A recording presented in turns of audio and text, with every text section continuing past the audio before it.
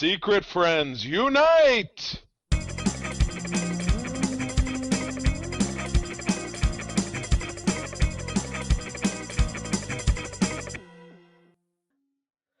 Welcome to the Secret Friends Unite podcast, episode 464.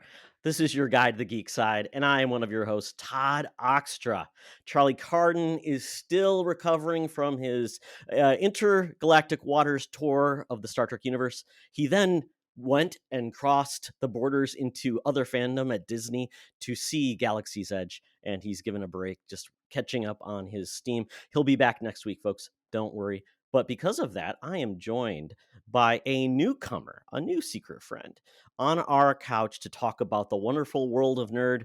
And that is Mr. Captain Logun from both the Keelhauled podcast and the XEP podcast. Welcome, Logun. Thank you. How are you doing? Doing great. I love talking to new people about the world of nerd, all the things we love. I love to take people out of their normal cadence, especially podcasters. If you cover a specific topic, like you're big into the world of Sea of Thieves and video games and Xbox and all this fun stuff, then say, let's talk about the other part of your fandoms or what you enjoy, and give you a chance to just exhale when all of that other stuff gets a little too much at times. So I'm glad to have you on. Me too. I don't get to talk about this stuff with anyone on a regular cadence, so it's like having the opportunity to kind of sit down and just talk about some of the news that we're going to be talking about today is actually really, really surprising, but also very exciting because I think we've actually got some really fun topics to cover today. So very happy to have this opportunity to kind of sit down and chat with everyone and kind of share my thoughts for once beyond just like secret Discord messages between people. Excellent. Well, when we have a new guest on the show, we always ask for your geek origin story, kind of your elevator pitch of how you became the nerd you are today. So what's yours? Mine started I would what the Gen Zers would, or the Gen Alphas or Gen Zers would call an old. So I appreciate the fact that I grew up with Saturday morning cartoons and going outside and staying out till the lights came on and then running around and, you know, playing with super soakers and Nerf guns. And to me, fandom for me started because of those old 80s cartoons back when they were like trying to sell toys, so like Transformers and GI Joe and Ninja Turtles and stuff. And that just kind of kept moving forward as, you know, animation changed, got better. You know, I grew up with a lot of the kind of fandoms and comic book characters that are in the kind of TV shows that were going on at the time. And then I started to dabble in comics as a result. And just throughout the 90s, it was like a healthy blend of whatever was on TV to kind of sell me on, you know, like the figures that they were trying to pitch to kids in Toys R Us, or the video games that I was trying to get for my Super Nintendo or my Nintendo 64. And ever since then, it's just been just a nostalgia trip since you know, the shows are gone. Sometimes they've gotten little revivals, but I fell in love with the characters. I fell in love with their story and who they were. I appreciate like what fans of those fandoms have done nowadays to be able to kind of like revitalize or keep alive those communities. And it's just kind of a wild time to think that the biggest AAA movies that we see nowadays are all based on comics and games and fandoms that I was just like a happy little kid watching every Saturday morning, man, from like 7 a.m. all the way till like 3 p.m. was nothing but cartoons for me. And I'm sure my parents appreciated the heck that I was just sitting in front of the TV, not bothering them for the Saturday morning. You know, and I think being a little bit older in this realm is great, gives you great perspective on the fact that I think people don't realize what not a renaissance, but we just our amount of riches we have in, you know, genre of all sorts, where previously you were limited. So that's why there were so many touchstones that so many people shared, because there was just fewer things. So you all gathered around Yeah. those things that were definitely celebrating your love of just, you know, science fiction, fantasy, and all those things. So yeah, we're definitely blessed. So sometimes we forget about and like what's wrong with everything, but it's like, wow, did you see, the 80s films we got about, or anything if they ever came out? We got the Incredible Hulk, or we got, Yeah. something really bad. So we should feel blessed. So People want to look at in like chagrin some of the stuff that we have nowadays. I tell you, I challenge anyone, go back and find the 80s film called Robot Jocks, Jox. And if you know that so good. film, you know why that film is so bad, but also so good. But that is a movie that you're gonna, if you want to, like, just take a look at Robot Jocks. Go watch like a video of that on YouTube, and then think of like what Guillermo del Toro did with Pacific Rim, and you will understand just how good we have it now. I loved Robot Jocks. It was just like, I can't believe this is happening on the screen. Oh my god, someone extracted my dreams and put it on the screen. Loved it. Oh, perfect. I love a good Robot Jocks reference. So yeah, once again, JOX, which makes no sense because Yeah. it's because they're robots. They can't be CKS because that's a human thing. Yes. Yeah. These were highly trained professionals, only available to pilot these giant mechs. Exactly. It's basically great SEO too, because you're not gonna confuse it with the other Robot. No, yeah. Well, very cool. This is going to be a fun adventure in the world of nerd, folks. And get ready, because before we do that, we want to thank our Patreons, the folks that make this happen, that keep the lights on for us and allow us to make content that we didn't before. So thank you so much to our friends with benefits: John Sedorf, Phoenix Sisters Cosplay, Brendan Meyer, Corey in HD, Matthew Keel, and our BFFs, Sean, Stella, and Henry Nias, and Missy Merchant. The cool part about our Patreon, just if you subscribe at the $2 level, you get all our audio podcasts without ads. So enjoy that. And there's no, we're now on YouTube podcasts, which is unique. It's weird. It's a little funny, but we're there now. So if you see more things on our YouTube, a lot of it is now because we have podcasts there, because RIP Google Podcasts. So check that out, and just get ready for our next Patreon events. We're gonna have some new Spinner Rack episodes. We are doing more with our Spotlight, where we bring in a special guest, talk about something they love or a creator. So more to come there as well. So thank you all, and check out our Patreon and get a 1 week free trial and see if you like it. So with that, Logan, on this week's We Got This Covered, I brought up a comic cover that it dallied from our normal plan, where we always cover like the episode number, but I didn't find much at the 64 comic book issue number.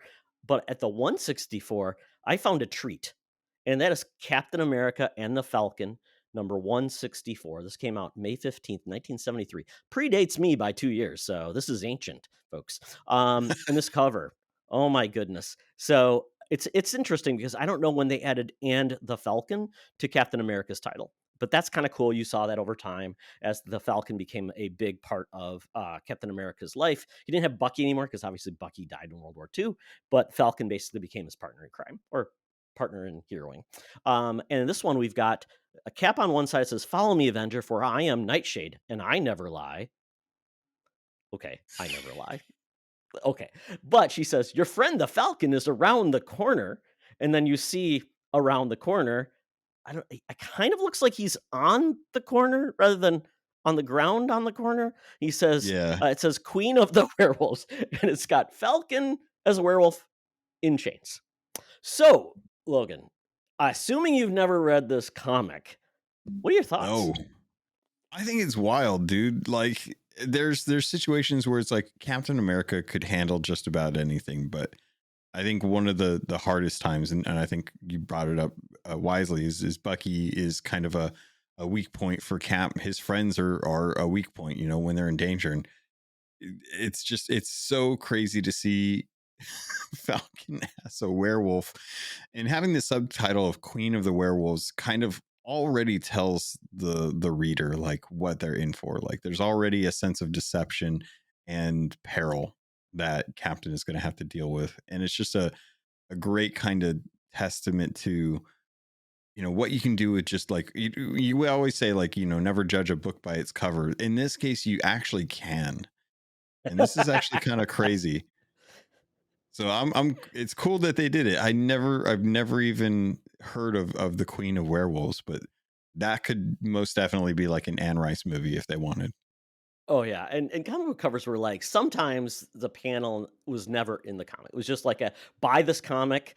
It's not it Mhm. doesn't we want the cover is going to sell you because you think it's that, and they do a a bait and switch on this one though. I mean, it probably is this because who's buying this cover except for like werewolves and Captain America, why not? And I love the fact I've never heard of Nightshade before, character I'm not familiar with, and then Yeah. I like the fact that whoever the inker is or the can't remember the name of the person that actually does the lettering.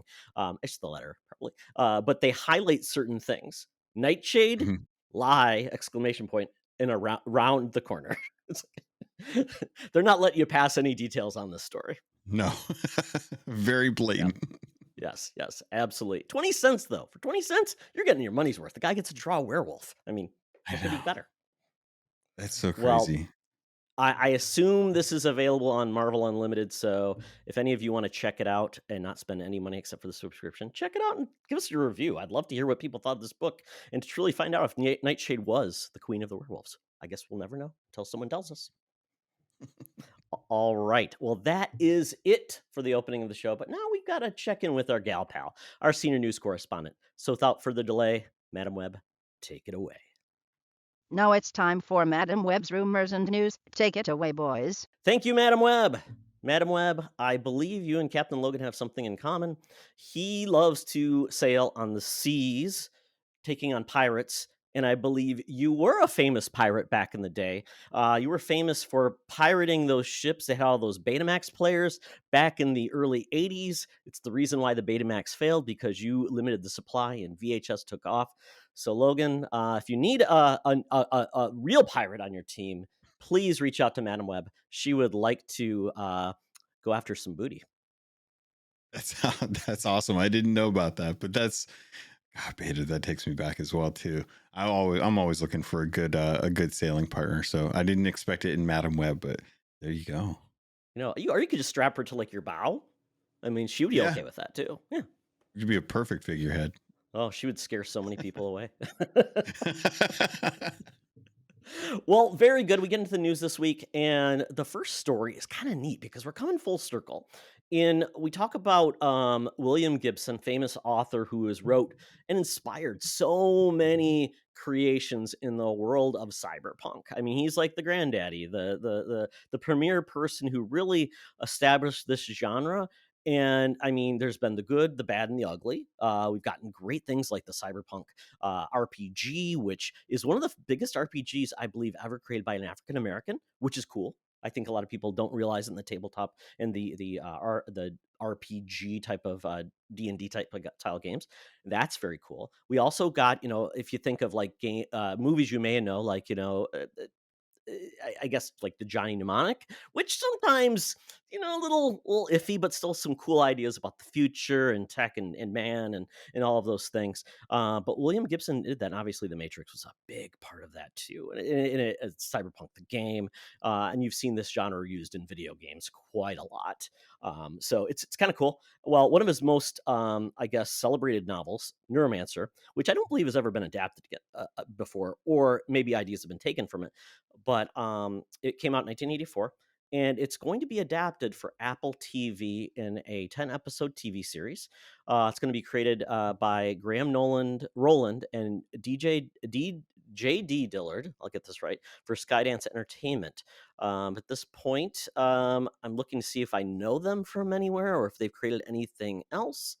And I don't really. I guess the other contemporary of the cyberpunk area would be Philip K. Dick, too. Do androids dream of electric sheep? Is that what it is? Yep. Title? Okay. Yeah. Yep. So there's been a lot of people that contributed to it, but we're getting one of the classics of the genre. Classics kind of scary now that book is essentially 40 years old. So you, Logan, we just talked about this. You're a fan of cyberpunk. So what are your thoughts on this? Is this going to be, you think, potentially being able to be adapted in a good way? I think it will. If you've never read Neuromancer, it's kind of the story.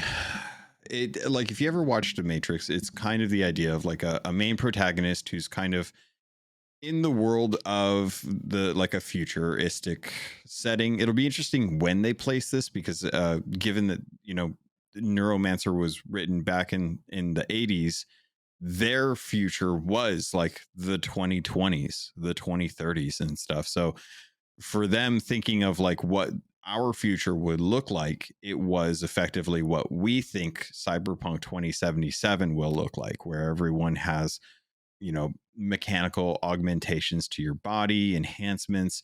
You're always jacked into the internet. You're always connected. You don't have peripherals really anymore. It's all kind of done either through your vision or through your thing. And I'm curious to see like what they do with Neuromancer, because so many of the ideas that were in Neuromancer as a book were partially based off of military technology or just weird thoughts that came as a result of like, you look at like Star Trek is a good example of how technology has learned from science fiction. Like science fiction for Neuromancer has been kind of translated into what we have nowadays with like TVs, screens, phones, VR, things like that. So I'll be really curious to see like where they go with Neuromancer. Are they going to kind of keep it kind of retro 80s where stuff is still kind of tactile, like you still have physical buttons, or will they go like full Minority Report where everything is just a projection on a screen and you're just kind of interacting with nothing? So the story's pretty good with Neuromancer. I don't want to give away anything in case anyone wants to dive into the book or anything like that, but it does kind of start out pretty slow, kind of low key, and then it goes off the rails, and it goes off the rails in a big way. So I'll be really curious how they manage to pull all of that together in 10 episodes. But Neuromancer, man, if it wasn't for William Gibson, I don't think Mike Pondsmith, creator of Cyberpunk, would have had as much inspiration to kind of create that world. I don't think we would have seen, like you mentioned, Lawnmower Man or The Matrix or half of that stuff nowadays. William Gibson really, like if I'm blanking on his name, who did Lord of the Rings. Jake, Tolkien? Or are you talking about Peter Tolkien. Jackson? Oh, Tolkien, the author. Okay. Yeah, if it wasn't for Tolkien doing Lord of the Rings, we probably wouldn't have half of the the games that we have nowadays or the stories that we have nowadays based around like orcs and humans. Fantasy, Same thing with William Gibson. Gibson is like one of the founding fathers of like the cyberpunk genre. Yeah, I think of a game like Deus Ex, same thing. I mean, it's that world. Deus that Ex is definitely insane. brings in- Yeah. So, but Well, yeah, very cool. I love it. I can't wait. I think it'll be really awesome. Yeah, I don't know when this is going to come out. Typically, when they announce it, it's at least a year away. So maybe we'll see that in 2025. But the good thing is this is on Apple TV Plus, and if Apple TV Plus has shown us anything, they believe in quality over quantity. So that gives me faith, and they typically keep shows around. So there was one show that I felt definitely was inspired by like Neuromancer and Cyberpunk. It's called The Peripheral. I don't know if you had a chance to watch it. It was on Amazon Prime. Is that Very based cool. I don't know what it's based on. It's based on a book on? called Peripheral. Because Peripheral is a William Gibson book. Is it? From 2014? Okay, well then that doesn't surprise me. That doesn't surprise me. I really liked the series. Chloe Grace Moretz is the protagonist. Oh, she's very cool adaptation. fantastic. So I think if you like that, you may like the series. I don't know if it was renewed or not, but definitely enjoyed the first season. I feel like I'm going crazy here. I'm pretty sure Peripheral was 2014, but yeah, that was another one that was like a William Gibson book. He's still doing stuff. I think he's got because there was the Peripheral, and then there was like one more after that came out like right around COVID, and then I think I don't know if he's doing another one or not, but that's like but that was like when I was getting back into Cyberpunk and stuff, I was like, you know what, I want to go back and see what William Gibson's been doing and stuff. And then I saw the Peripheral with its weird gray cover, and I was like, I have no clue what this is. Yeah, but it is. I just looked it up. Yep, definitely based on the book. Oh, cool. So nice. So even better if you want to revisit like another adaptation of his work on screen. Yeah. It's there, The Peripheral. So I enjoyed that quite a bit. So that's awesome. Very cool. Well, looking forward to more good content coming from people that we don't see, which is great. Now we get into something that's a little bit less strange and weird and just we get into the absurd, and that's Deadpool and Wolverine. We've got the trailer. That happened. I saw it. Went and saw Dune Part 2 yesterday. The trailer was on the screen again. I'm so excited for this movie. We're getting back to the weird Fox Marvel, which is going to be so interesting to see how that translates. It's R-rated. But more details are coming out. We're going to get more of these details coming out as we get closer to the movie. And we are finding out about who the villain is. And this was spotted by Culture Crave. The copyright has listed an actress's name. She's going to be playing Cassandra Nova. So Cassandra Nova, and this is really spoiler for a really old, probably 20-year-old comic, introduction. I believe it was either in Grant Morrison's X-Men when he relaunched it, or Astonishing X-Men. I think it was Grant Morrison's. But basically, this character is the fraternal twin of Charles Xavier. In the womb, Charles Xavier looked at his twin and realized she was evil. And what does a fetus do in the womb? Kills that clone or twin of yourself. And surprisingly, in the comics, that wasn't the end of her. Well, apparently, she was able to form herself, full self, into a person, and that became Cassandra Nova. She is also bald as a cue ball, and she is a bad mamma jamma, is the best way to put it. Very cool, interesting villain. And the fact that she's going to be in Wolverine and Deadpool, or Deadpool and Wolverine, it shouldn't shock me, but it still is, because I don't know of anybody, unless you're a big, X-Men geek, would know about the character. So, so with that, Logan, what are your thoughts on bringing a very obscure villain into this big movie?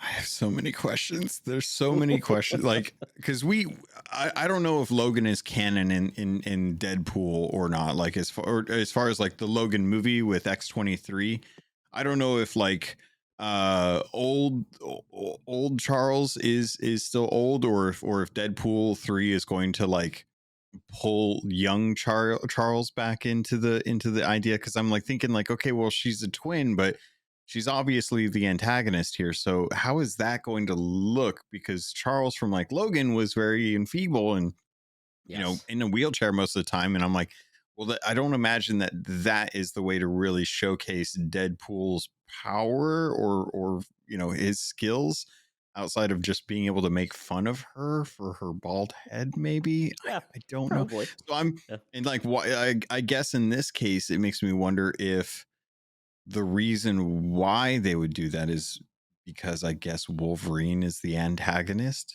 in this. And that's where the I don't know, like I'm trying to work it out in my head. So I'm guessing that's the only thing I can think of is it's one of those like Weapon X situations where Wolverine is mind controlled and having to do the bidding of Nova, and Deadpool has to stop Wolverine without killing him. I'm imagining, if that's even a thing. Like, how do you take two people that can't die and pit them against each other with blades? And I just don't. I mean, I want to see that, but it sounds like a 4-hour movie. But that's interesting. It feels like a very kind of manipulative plot line that they're going to have, like her doing stuff and to try and use the tool of Xavier against the X-Men in this case. But dude, I'm here to watch it regardless. Like, Deadpool series is golden in my mind, and I don't think that they write a bad script. The humor is always spot on, so I'm looking forward to it. What about you though? Oh, I'm all down. And it's funny because my son is now 18, so he had not got a chance to see Deadpool. I did want to show him like Once Upon a Deadpool, because I never saw that, but it's the edited, and I want to see how do they pull that off. Heavily edited. Are they just doing like confetti versus blood? I don't know. I was kind of interesting, and are they just like putting word balloons over their face when they drop an F-bomb? I don't know. I want to see that though eventually. And we're actually going to do a retrospective on like select X-Men movies as we get close to this movie. So we're going to cover like some of the original Fox series. We're going to cover like the Wolverine, Good and the Bad and the Ugly, and then all the Deadpool films. So to get myself up to speed again, get myself in like, oh, did I miss anything? But with this, yeah, we don't know what Wolverine's role really is in this film yet. The only time we didn't even see his face. We see his shadow and his claws come out. That's it. We see the back of another Wolverine. that we assume is Patch from Madripoor, which we're hearing rumors it might even be like not even the Wolverine we know. I've heard like Daniel Radcliffe, because there's been jokes about him becoming Wolverine as he's ripped. And, Daniel Radcliffe is like 5'4", and Wolverine in the comics, if you want to get nerdy, is like Yeah. 5'4"-ish. So that would be kind of fun too, to like, not every Wolverine we see is the Wolverine we know of with Hugh Jackman, because there was, originally the original actor who was supposed to play Wolverine was blanking on his name. He played the villain in Mission Impossible 2, I believe. You had to bring up Mission Impossible 2, the one that I never remember. Okay. Well, nobody does. There was lots of masks, and there was a joust with jumping motorcycles. Yeah. Yeah. John Woo's. Poor John Woo. Yeah, there we go. That's, I think, Still his really, last movie in Hollywood he had to do. Fantastic guy, but yeah, I don't know that was the movie Western people films wanted. I don't think were his cup of tea. I think he should have stick with Asian cinema, but maybe we'll get another chance. But yeah, this is going to be a lot of fun. I don't know what they're going to do, and the fact that they're bringing in some weird to this, I love it, because that's the way it should be. He is Marvel Jesus, as he said. So more to come. This is the big movie of the summer, July. I was surprised it didn't have the 4th of July slot, but it does have the late July, which is still a lot of time to make a lot of money and see it lots of times. Next story. We're getting more details about James Gunn's debut for the new Gods and Monsters universe he's setting up. We have known the title, or we thought that we knew the title of his movie was going to be Superman Legacy. It's now changed to just Superman. Now, if you think, hey, wasn't there a Superman movie from Christopher Reeve? Well, that was called Superman the Movie. So a little bit different, but going back to the basics. And they didn't call him the Superman like they did with Batman, then the Batman. So, because it'd be weird, because the Superman. But I can't with the Batman is one of those ones where I'm just like, why did they it sounds odd to call it the Batman. Yeah, I don't know why that bothers me. Yeah. Even though he's walking around talking to Jim Gordon with all the cops around. So it's not like he's a monster, you don't know who he is. He's your contractor. Before they're gonna have a Batman series that's gonna be like a Batman. Batman. El Batman. I'd watch El Batman though. Or Batman ? Who knows? Yeah. So with that, that's one change. So this movie, we finally have got most of the cast. James Gunn has been doing some really good social media on it.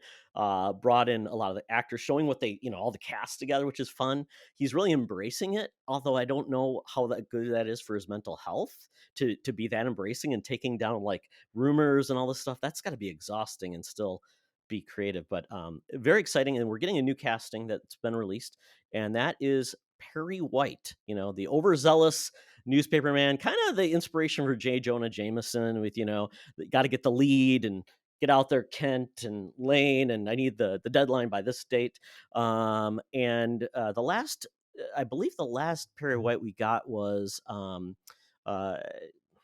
Fishburne, I think. Maybe. Yeah, I think that's who it was. That was the last one. Yeah. So maybe there was someone else in Lois, Superman and Lois, the new TV series. Maybe there's one in there. I'm not sure. But in this, we are getting Perry White, who is being played by a very good actor. His name is Wendell Pierce. He was in The Wire. He's a heavy, and that's great, because it's great to have someone play off of these characters. And the fact that Perry White is in this means that we're probably going to get some duality between Clark Kent and Superman. Not just all Superman, but we're going to get a lot of his active life, being a reporter, but also being Superman, which I love the interplay, because that's really what Superman is. He's duality of Clark Kent, which is the life he wants, and Superman is the person he is, as being, a person out of this planet and trying to establish himself. So we know that David Cornsweet is going to be Clark Kent, Rachel Brosnahan, Lois Lane, Nicholas Hoult, Lex Luthor. He already shaved his head. Good man. Nathan Fillion is Green Lantern. That makes my heart. Now, I said Green Lantern. I'm assuming it's Guy Gardner. I'm not 100% sure. Guy Gardner, maybe. Makes sense, though. Cocky guy. Isabel Merced is Hawkgirl. Eddie Gathegi as Michael Holt, Mr. Terrific. Good thing about this character, Eddie Gathegi, he played one of the mutants who died in X-Men First Class. I'm trying to remember his name. He was the ability to like absorb powers and things like that. I can't remember what his name was. Oh, I know who you're talking about, and I have no clue. I But can't even remember who that was, but yeah. I love the character, but he was killed off so early. I'm like, oh no, he was really cool. And then we got Skylar Gazzondo as Jimmy Olsen, Maria Gabriela de Faria. Wow, that's a name. As the engineer. That is a new character. Sarah Sampiosa as Eve Tessemacher, who is a throwback to the old original Superman series with Miss Tessemacher. And Terrence Rosemore as Otis, which was Lex Luthor's goofy, you know, henchman in it played by Ned Beatty. So it's weird that they're going deep and kind of covering new and old, which I love. So I've spoke a lot, Logan. I'm excited for this. What do you think? I know your compatriot over on XEP is a huge DC fan, but sometimes I find he falls into the liking the things of DC. I'm like, really, you like that? So sometimes questionable at times. Luke is unabashedly a super fan of DC, especially if it's Superman himself. It doesn't matter what they put out. He will, even if he knows he's going to hate it, he will still love and support it because it is just of that DC fandom. I myself am very much reserved when it comes to these. I don't know. I grew up with the old school Supermans, you know, like from the 70s and stuff. Like those were my Superman. So every time like there has been a new Superman movie, I haven't really had like a desire to watch it. I don't know why. I don't and part of that might just be because like there's not really a thing that Superman can do outside of what he always does that really impresses me. He always kind of, I know what I'm getting with Superman. So it's only when they like you bring in like Lex Luthor, which the fact that Nicholas Hoult is going to be Lex Luthor excites me just because of how much I actually really like Nicholas Hoult from like Mad Max and oh god, X-Men First Class. Beast, yeah. He was Beast. And it was just like, I really like him as just like an actor in general. So I'm really curious to see like how he does with Lex Luthor. But really like Lex is the character that is the interesting part to this for me. I'm glad that it sounds like they're going back to basics with Superman. They're looking to introduce a new Superman. I think a lot of folks are probably going to kind of be upset because I think for a lot of folks, Henry Cavill is their Superman. And I don't know. Having lost Christopher Reeves, it's like I'm okay with whoever they want to throw in for Superman because it will never be the same for me. So I'm not going to assume that whatever Superman comes in is the one that has to beat the one that I have. But I think this is really cool that they want to bring in all these characters. Just looking at some of the names here, I recognize from other shows that I've seen and others. I mean, it's really awesome to see James Gunn really kind of go for this. I'm kind of concerned though, because it is James Gunn, that his kind of like his type of humor is a humor that I think kind of betrays Superman's kind of theme, like not theme, but tone. I think tone will be a big question in this film, and I'm a little worried about that just because I know like what James Gunn usually does with movies versus what I think a lot of people expect out of a Superman show or TV or a movie. So that's what kind of concerns me. Yeah, it's going to be interesting because James Gunn he tries to balance humor and heart pretty well, but Yeah. he rarely does he have like the main character is like the straight man. And Superman is very much the straight man. Every once in a while you get like Superman tell a joke and it's like, "Oh, wait, Superman can tell a joke." So it's not the norm, but it is every once in a while you get a little wink eye because he's like, "Oh." It kind of reminds me of like Captain America, right? Getting Captain America right as kind of like that straight man, and then he finally like picks up, on a joke or, language Yeah. or those type of little jokes can work. So I'm curious. I think James Gunn, of all the people that can do an ensemble piece, he does it really well. And there's going to be a lot of characters in this because he said That's he wants true. to be Superman living in a world where it's not like, oh, it's the origin story or superheroes, are just finally emerging. They're just like, this is a world of superheroes and there are going to be people. And he said there's going to be a reason why they are showing up. not just to say, hey, look, it's that person, like a Ready Player One, like all of the verbal or the visual insanity of hey, look, Eye it's so. candy. So yeah. Yeah. So I'm curious how they are going to link Superman to the Authority, which I find very interesting. And that's another book that's, kind of characters with a certain morality, how they deal with issues with the supernature, extraterrestrial nature, that it could be a challenge to Superman, like the good cop, bad cop duality. So maybe that's where Superman will play, kind of like the person you play off of as the stray man. So if that works, I'm interested. But we'll see. Yeah, James Gunn hasn't played a character like that, fully respectful of the character, but also trying to bring new facets of him to life. So we'll see. I mean, this is July 25th, I believe. So essentially the same weekend as the next year as where Wolverine Deadpool. So I'm hoping this comes back because I love Superman, but rarely has he been given the justice he deserves because either the script was bad, the director didn't understand what to do with them. So I hope this comes together. I want to pull back a little bit and kind of address what the hopes and concerns of this film are kind of doing.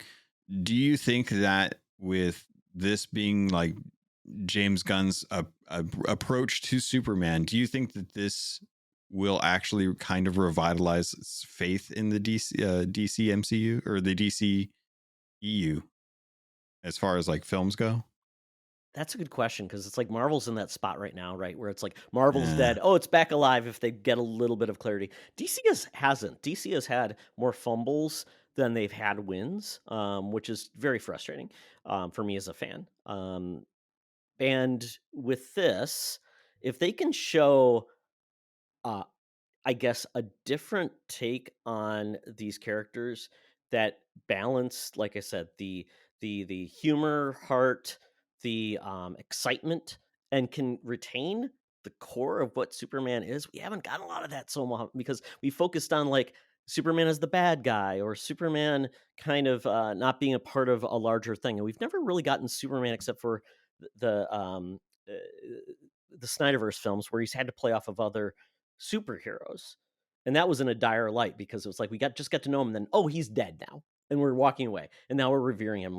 You didn't give me a reason to care for him because he was around for so little, and when we did see him, he was killing Zod. So I mean, I'm hoping this way we get to see more fleshed out version that we loved with Christopher Reeve, or maybe people loved with Smallville, or even the most recent series with that's on the CW that people really love the take on Superman. So I'm hoping we get more of that on the screen that reminds people why Superman's cool. He's not just the Boy Scout that can do anything. We've gotten Superman 64 even with video. We can't even give him justice in the video games. So it's and he's a hard nut to crack. But I tell you, some of the best stories I've read on Superman are amazing. But I think people just aren't aware of them. So we'll see. I agree with you. Yeah. I think it's one of those things. I think you kind of nailed it right there. I think one of the things that I've loved about the Superman character is when Superman can't be Superman, and when Superman is forced to kind of stand by and watch stuff happen as Clark Kent, and just hope that he'll have an opportunity to be able to go get out of wherever he's at to be able to act as Superman. So there's so many times where I think I Superman tied up as Clark Kent with Lois Lane. Well, it's he could break the ropes and just fly off and stop the bad guys and stuff, but he can't because of this persona that he's trying to keep so that he can have a normal life. And that to me is more compelling than how many bad guys he can fake punch in an action scene, and how many times he can take a blow from a Zod or something like that. The times where that moral conundrum, that moral issue of how do I live my life while also trying to protect people and not give up the selfish thing that I want, which is to have a normal life for the sake of innocent lives. Because it's obvious he can't save every life everywhere on Earth at the same time. That's one of the best things that you can do for a Captain America or a Superman character. So having that sense of peril between what you can and can't do based on what you selfishly want versus what is the right thing to do, those are the moments that I think Superman really stretches beyond just what his physical strength is. And that's what I think I've been missing a lot of in a lot of these DC films. I don't feel like there is that sense of like, oh, well, it's Superman, so he's just going to fly around and stop everything, as opposed to what if he can't do that and not because of kryptonite? Yeah, and that's why I'm so excited about partnering him with a world of superheroes where he realizes he can't do it all by himself, and trusting Yeah. and building those relationships and understanding where he is not the smartest guy in the room and he needs abilities that he doesn't have.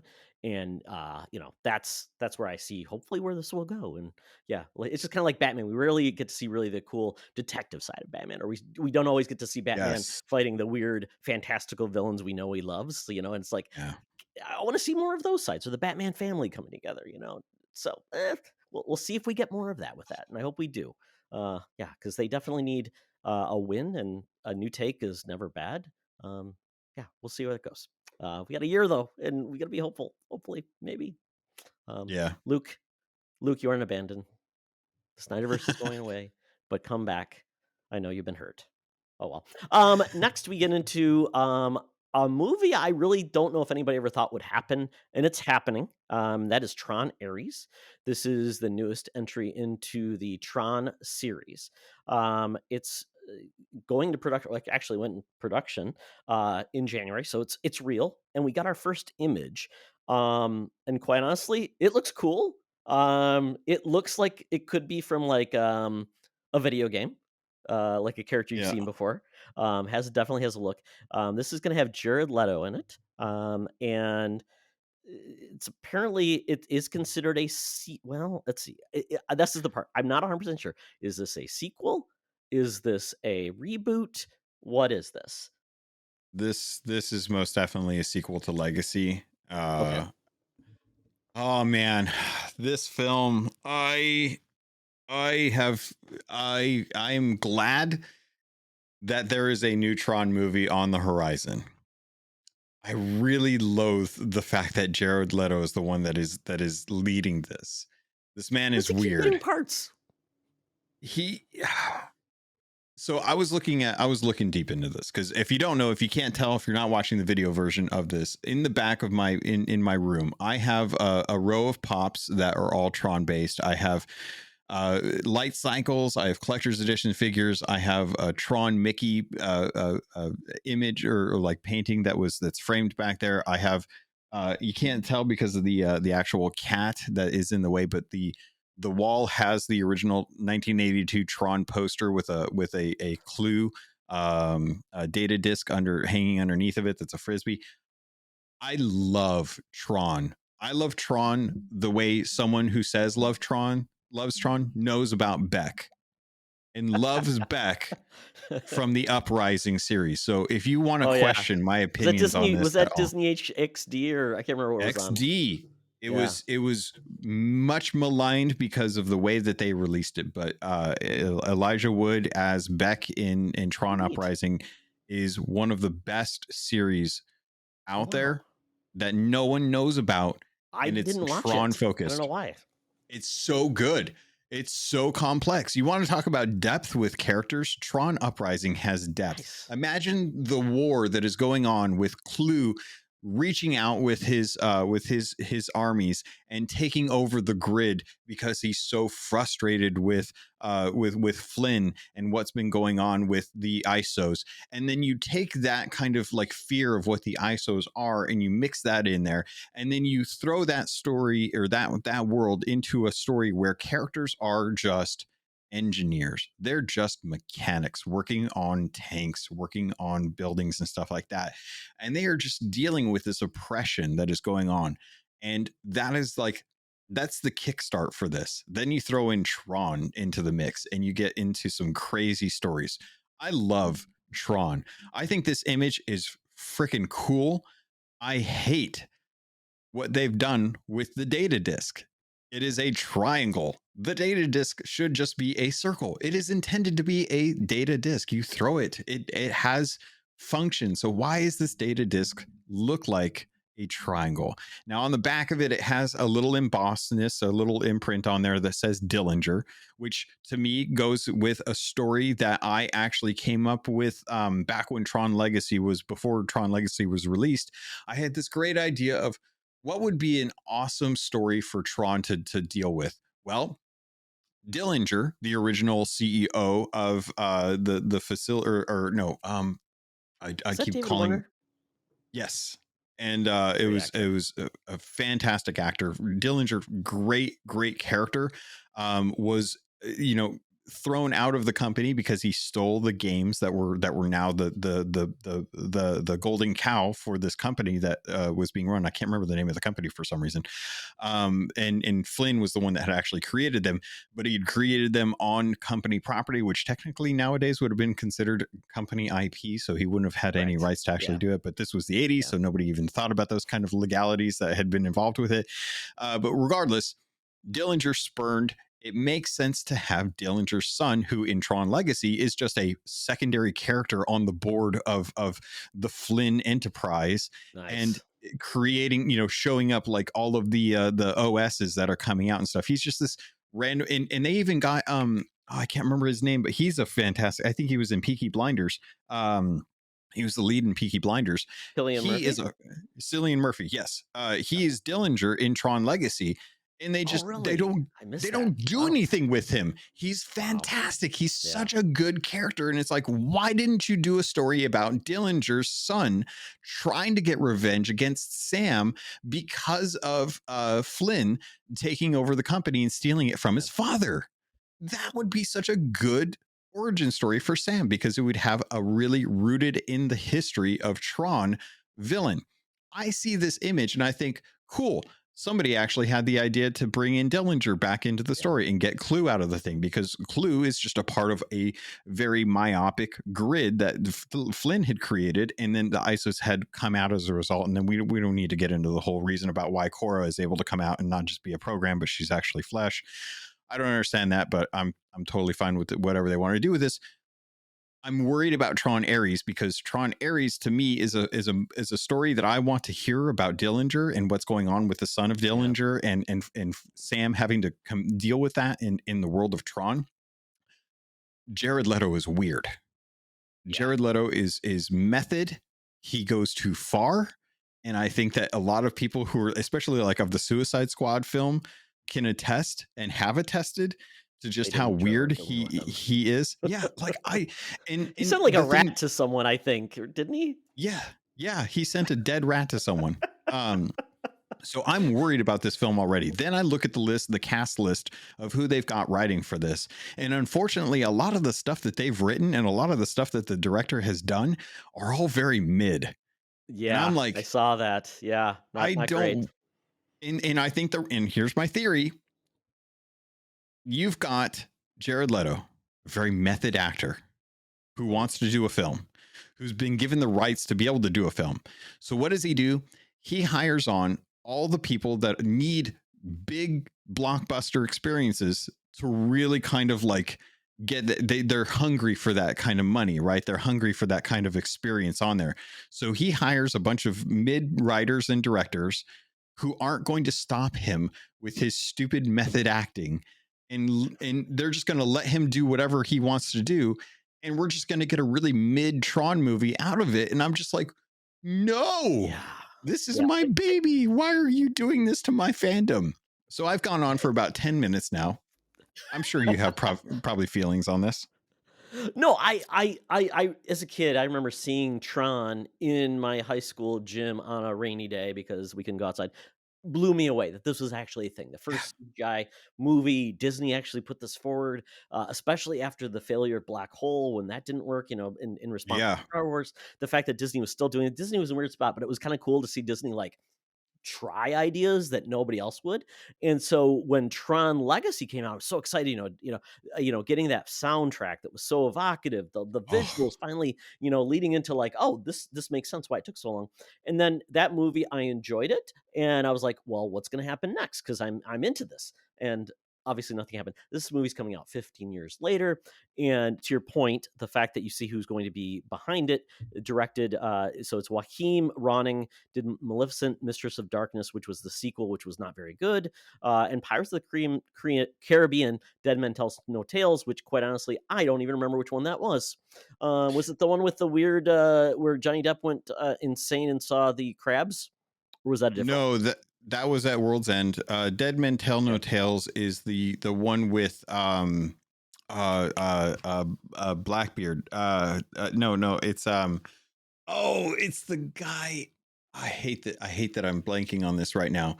But it's effectively the mermaid one where they have to go and find the Oh, fountain of youth, and I'm okay. blanking on the antagonist. Or no, Dead Men Tell No Tales. So I'm looking at this. That was the So Captain Jack, Javier Bardem one. That was the one with correct.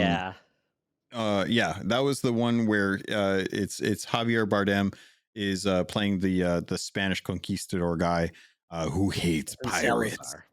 Yeah. Yes. Uh, Yeah. and that would have been the last one from 2017. So I actually don't know if I actually even saw that one because I was kind of feeling like a little bit pirated out at that point. But I mean, It's it funny wasn't because good. they're talking about bringing him back as like a secondary character now, Oh, or that's not interesting. Salazar, but they're bringing Johnny Depp back for another Pirates film. Which if Okay. they do, they should do another Pirates film.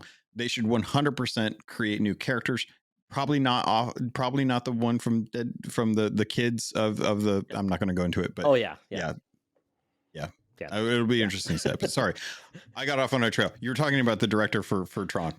Yeah. So that's the first uh-oh, and then, the writers behind this, we'll see. No one from the last movie is involved in this, which is also another interesting. And I'll just give the plot line really quick because that's going to be interesting. Apparently, in the new installment, a highly sophisticated program Ares is sent from the digital world to the real world on a dangerous mission. This will mark the world's first encounter. So that's weird. It's like a reverse Tron. So like going into the real world, getting created, and like, is this going to be like a Terminator? I don't know. This is weird. And do we So want to bad. really be in like the real world? Kind of like when you have a He-Man movie and like, oh, by the way, we can't afford to do Eternia, so we're gonna have you sit in Ohio. I don't Yeah. want that. Although I do love that Blade guy. I can't remember his name, but he had the Yeah, two he was blades the and one the off eye created patches. for it. Yeah, he was created for Yeah. the movie and like, hey, new toys. Like, no, I don't want him. I want Triclops. Fair. So, Yeah. yeah. So I don't know, this is going to man. have to be, when the first trailer comes out, that will tell a lot about this movie. The cast looks interesting. Cameron Monaghan, obviously our favorite guy who played kind of the Joker in Gotham, played our new favorite Jedi. So I'm glad to see him get bigger roles on screen. But other than that, the cast looks interesting. And if Jared Leto can be contained, you know, that's the question, He right? can't. And He we'll see can't. how he goes. Yeah. The last time he was contained was Dallas Buyers Club, and even then, everyone was like, "Are you healthy? Are you still good? Like, you eating? Exactly. You want a Twinkie He or was still something?" doing a Oh, lot. Yeah, he was still doing a lot. Yeah. yeah. I don't know. Yeah. But we'll see Oh, where that goes. We'll see where that goes. Okay. So next story. This one is kind of funny because talk about a movie that I think people thought was never going to happen is essentially the Crow reboot. It is Bill Skarsgård. You may know him as Pennywise in It. He's played. He was in the last. He was basically the big bad in the last John Wick film, and just a great actor who kind of morphs into whatever you need him to be, and he's okay playing small parts, big parts. But he's always a little weird. He never plays just the normal guy, in a rom com. That's okay. We need our oddballs. We've got the first look at this film, and as we look at the picture of Bill Skarsgård, the things that came into my mind. Let's see, what did I say? I said he was like Machine Gun Kelly, tied with the Joker from the Suicide Squad, and I forgot something else, but doesn't look like the Crow in the comics or even Brandon Lee. So I'm trying to think if there's even anything about who is doing this film, like the talent involved. Oh, it's got FKA Twigs also in a role, and this is supposed to be Eric Draven again versus doing something different with the crow. I'm very curious about this. I'm going to be 100% honest with people right now. Like growing up in the 90s, like Crow was a spiritual awakening for the goth in me. Yeah, that soundtrack. Like, yes, it was amazing. Like we had like the Crow, and then it was like Mortal Kombat, and we were like we're just living in the world of best movie. Starship Troopers too. It's like they're Yeah. all together at the same time. It's weird world. Yeah. It's but like in it's so weird because as I look at this, I'm like, I don't even remember what the Crow plot was. Like I'm pretty sure it was a revenge story because It was. Yeah. he was killed and he was going to go protect his girlfriend because Shelley. yeah. And I just watched the Yes, I do. movie last summer. Oh, really? Just to remember, because we did a thing called Does It Hold Up? Because I remember for myself, I Oh, love the yeah. movie, but I hadn't really rewatched it again in years. And I'm like, you know what? It actually does hold up pretty well considering it's 30 years old. That's good. Not every movie in the genre is allowed that. So yeah, it was Eric Draven was killed trying to protect his I believe wife at the time, Shelley, and Okay. it was I'm blanking the night. It's in Detroit. They have this thing where basically the night before Christmas or Halloween, hell breaks loose. And that happened. They broke in, bad guys. Yep. And then he reemerges through the power of the Crow to create revenge on a lot of these characters who did all of the work, all the death and everything like that. Very fun, very cool, very moody. Alex Proyas, who directed a lot of music videos, did Dark City. Great combination. Did music videos at the time back in the day, and a great soundtrack. And obviously the tragic death of Brandon Lee on set where he died, and they actually were able to finish the film, without really great visual techniques to fill him in. But yeah, still holds up. Check it out. But yeah, that's the whole premise. Basically, it's a revenge film powered by the spirit of the Crow. Do you think this is a weird question? Do you think with the technology that because we just got done talking about Tron Legacy and how Tron Legacy was one of the first films that I saw where they were able actually to like de-age someone and have it look relatively pretty convincing. Like there wasn't too much as far as like the uncanny valley there. You think if they ever went back to the Crow, do you think they could do some of those films or do those portions where Brendan Lee was kind of like they used body doubles and stuff? You think they could go back with AI and technology and kind of put him back in the way it was intended? Ooh, that's a little, that's the iffy part of like, AI, the hologram of Tupac, all of those things. Yeah. What was it? The old Marilyn Monroe and a Diet Coke ad. Would it make sense? I mean, do they have to get I'm assuming you'd have to get the Brendan Lee family to bless it. And would it just who would it work for? I mean, would people be like, probably it probably would be for no one. Would you want that? I guess the question. Yeah. And what would it do? Would it juice any sales? I mean, I don't know. I don't know if that's where you'd go. And because this is a reboot, I mean, essentially we're just getting the tale updated for modern day. But I don't know if I don't know. I don't know if that's the right path. In the comics, there were more than one Crow. Basically, the Crow was the actual spirit of the Crow was the embodiment that would come forward and move to a new story and a new protagonist. So it wasn't necessarily, it was just Eric Draven. He did his tale. It was over and done. It moved on to another person, basically as the spirit of vengeance. Kind of like the indie version of Ghost Rider in a lot of ways. Yeah. Which, oh man, Spirit of Vengeance. Don't get me started on that one. That's a whole nother fandom I love. Seeing I'm really curious how this is going to play because I have faith in Bill Skarsgård as far as like an actor. But I don't know what they would want to tell in a Crow reboot.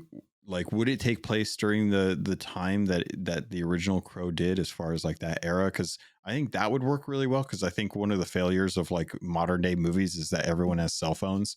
So it's like you can't really like the speed of communication between people to warn them about something kind of supersedes like most supernatural powers that movies give heroes to be able to do stuff in. So removing some of the technology in films is a good way to kind of instill fear in characters who can be kind of segregated with like this situation where you're getting revenge. You want to try and single people out to kind of take them out and instill that kind of uncertainty of where the crow is. So I'd be very curious to see like where they place this film time wise, as they kind of step into that world of the crow and where it goes.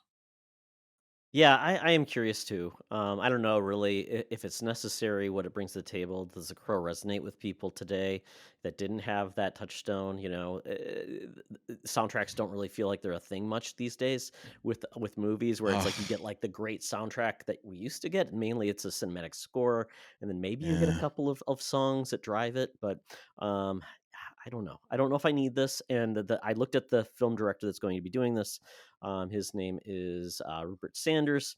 He directed Snow White and the Huntsman, the much Oh, cool. derided Ghost in the Shell of 2017. Okay, that one. All right. Can we talk about Ghost of the Shell for a quick minute? I recognize that a lot of people didn't like the whitewashing that happened with Ghost in the Yeah. Shell, and B didn't like the change story.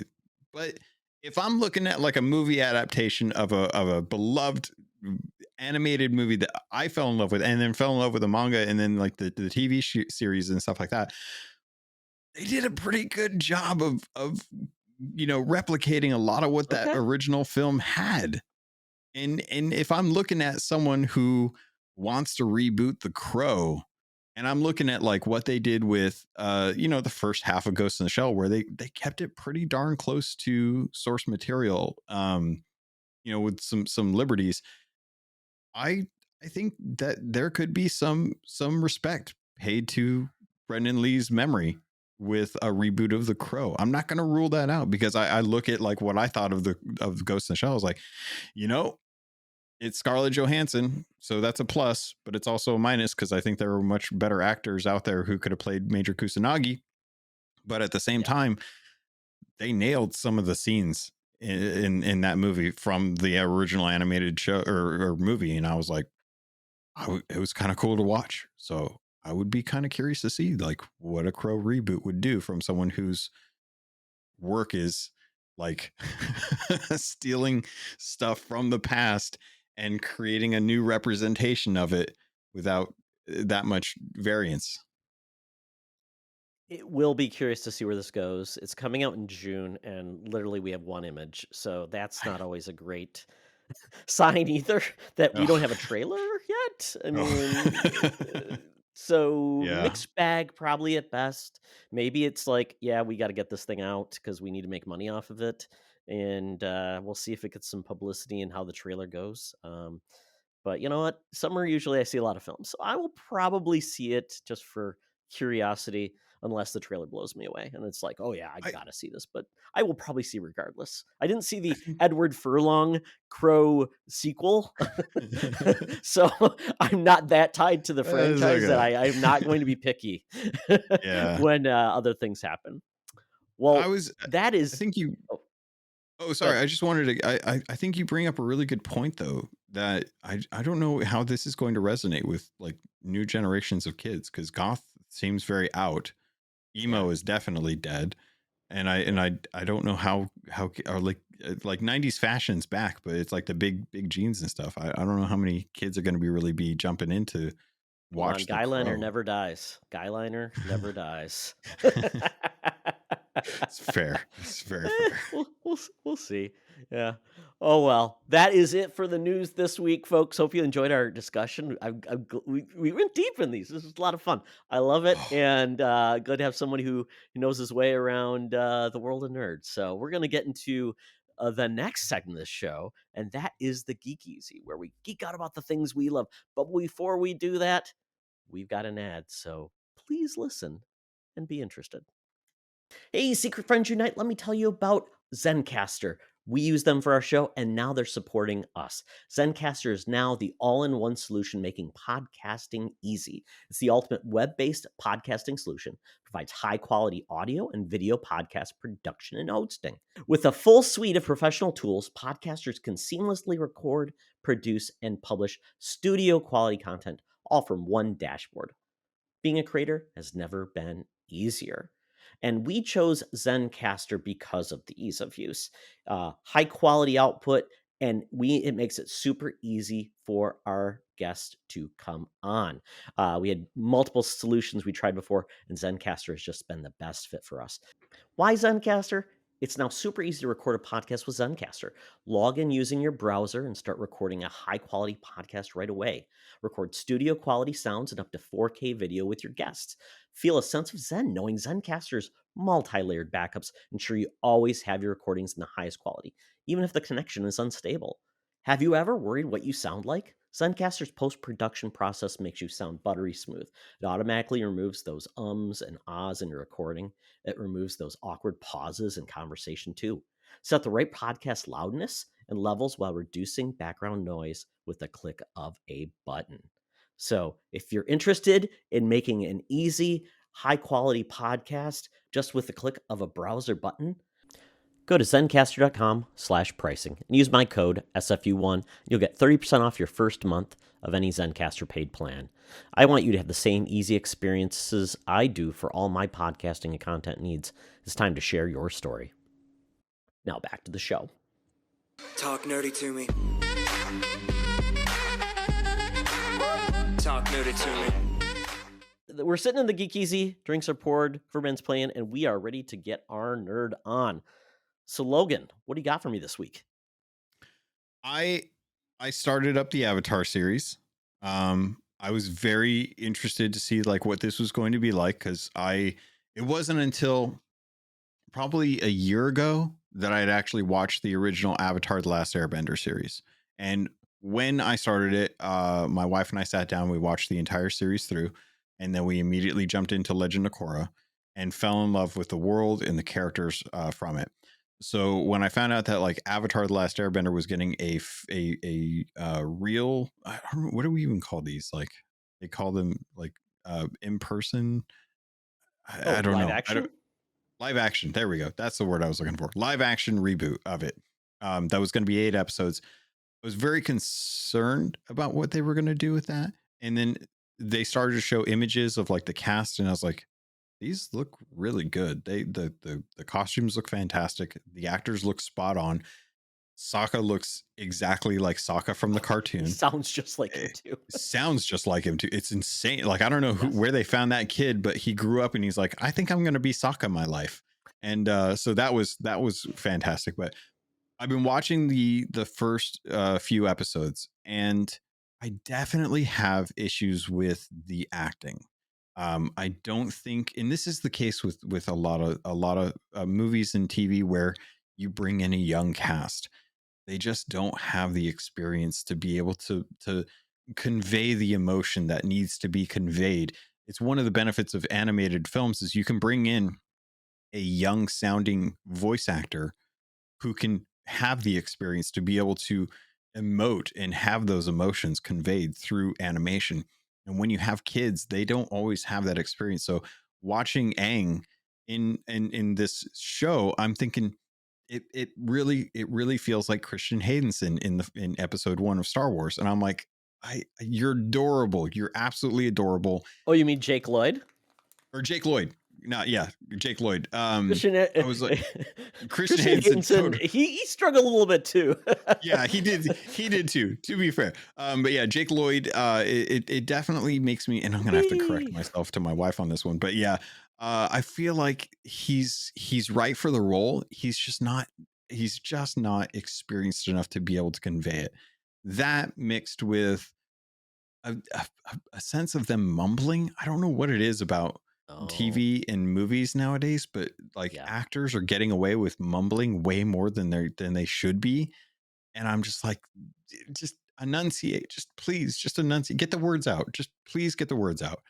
But those are my say that. issues. Oh, What's I up? was gonna say, funny you say that. I watched a great like segment on, I think it was CBS Sunday Morning about sound mixing, or maybe it was a video.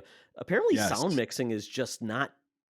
It's not a. It's out It's the not a. window. It's not a. It's not a big thing these days. Like They and don't when do it. Christopher Nolan, he doesn't want to even sound mix anymore. He's like you Yeah. can't understand anyone. It's like that's so bizarre, especially as people. I Yeah. have to put a lot of closed captioning on these days because true Yeah. that the sound mixing is horrible.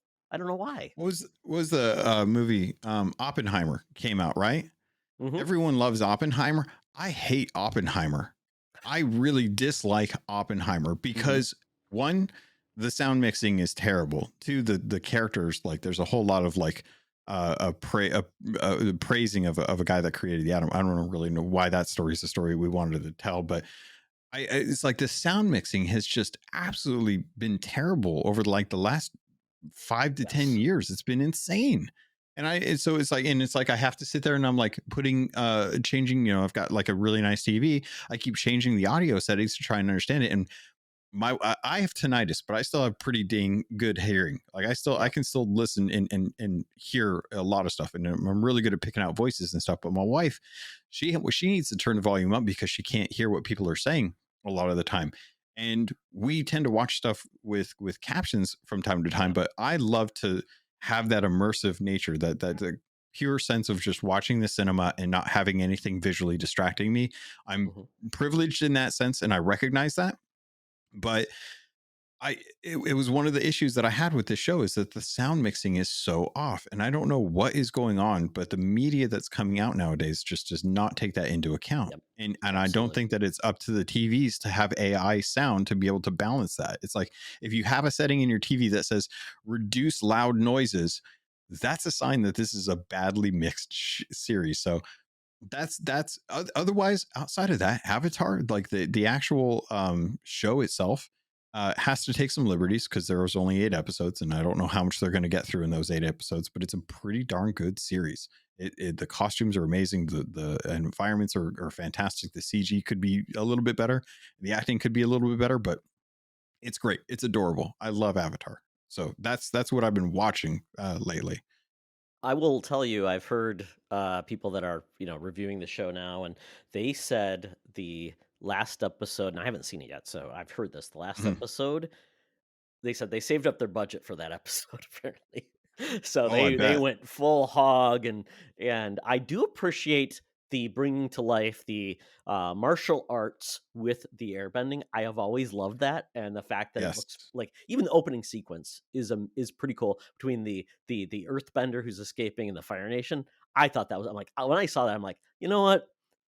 I think I'm in. And to your point, Yeah. I think, yeah, I do worry. I've heard a little bit. There's a little bit like, and hopefully this will improve because I know the series is going to get more seasons. But the balancing of humor and heart Hmm. and the dour, and I've always felt like that's a hard thing to cover, but you have to have the heart, the humor to make Avatar truly feel like Avatar versus just dour Yeah. people and death is happening because you got to balance that because Aang is a young person and he's goofy at times and you got goofy animals that do things that just make you smile and Yeah. some of the sibling if you've got a sibling between Katara and Sokka, they annoy each other and that's part of it too. Yeah. Yeah. Yeah. So I'm glad you're Uh, liking it. I'm only in episode 1, so I'm like, I want to watch more, of course. But I think you nailed it with the desire to have the humor with the dour. Like I'm because Sokka right now is the one that is holding that up. He is the one championing that cause in the series, and I hope that the rest of them kind of find that as they move through the series, because that's most definitely something that I'm wanting that I miss from the original cartoon. very cool. I'm like I said, I'm gonna watch more.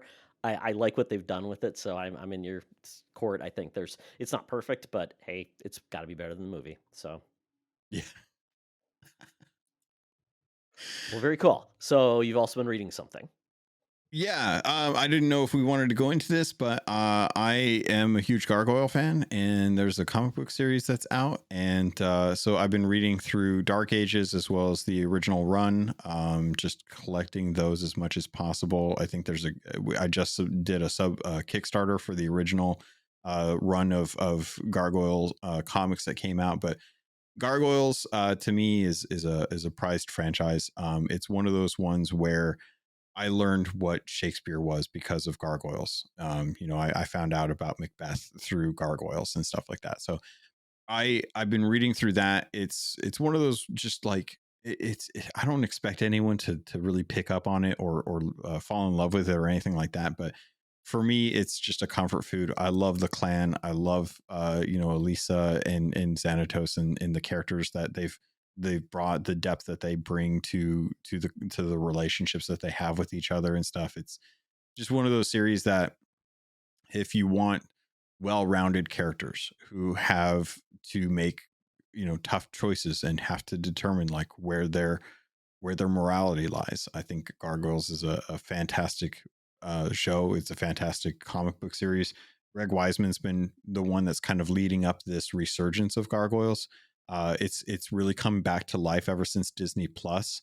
Much like with Tron Uprising, a lot of people are finding the cartoon now and having a comic book, having the two current comic book runs and a third coming.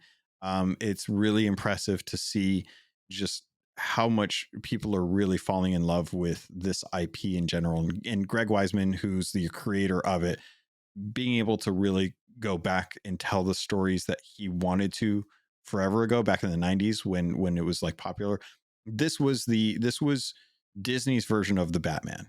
So if you watched WB, kids growing up, and you found the Batman cartoon series like back in the day, and you thought like, I really love this.